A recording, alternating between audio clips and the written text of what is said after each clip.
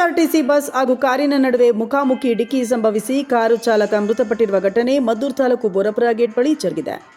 KM ದೊಡ್ಡಿ ಶ್ರೀ ಚಾಮುಂಡೇಶ್ವರಿ ಸಹಕಾರಿ ಕಾರ್ಖಾನೆ ನಿವೃತ್ತ ನೌಕರ ವೆಂಕಟೇಶ್ ಅವರ ಪುತ್ರ 37 ವರ್ಷದ ಮನು ಎಂಬುವರೇ ಅಪಘಾತದಿಂದ ಮೃತಪಟ್ಟ ದುರ್ದೈವಿ ವ್ಯಕ್ತಿಯಾಗಿದ್ದಾರೆ.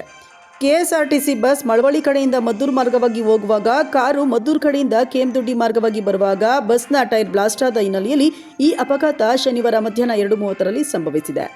ಈ ಸಂದರ್ಭದಲ್ಲಿ ಗಂಭೀರವಾಗಿ ಗಾಯಗೊಂಡಿದ್ದ ಮನು ಅವರನ್ನು ಮದ್ದೂರು ಆಸ್ಪತ್ರೆಯಲ್ಲಿ ಚಿಕಿತ್ಸೆ ಕೊಡಿಸಿ ಹೆಚ್ಚಿನ ಚಿಕಿತ್ಸೆಗಾಗಿ ಮಂಡ್ಯ ಜಿಲ್ಲಾಸ್ಪತ್ರೆಗೆ ಕರೆದೊಯ್ಯುವಾಗ ಮೃತಪಟ್ಟಿದ್ದಾರೆ.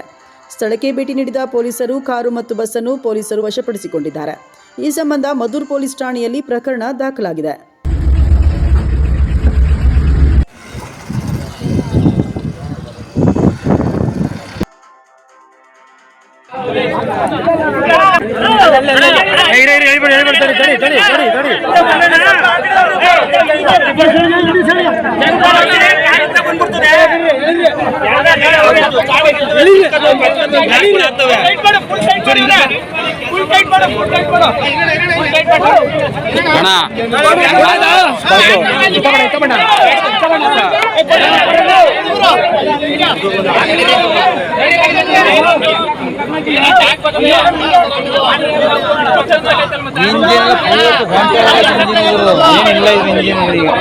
ಒಳಗೆ ಸ್ಪಾಟ್ 15 ಜನ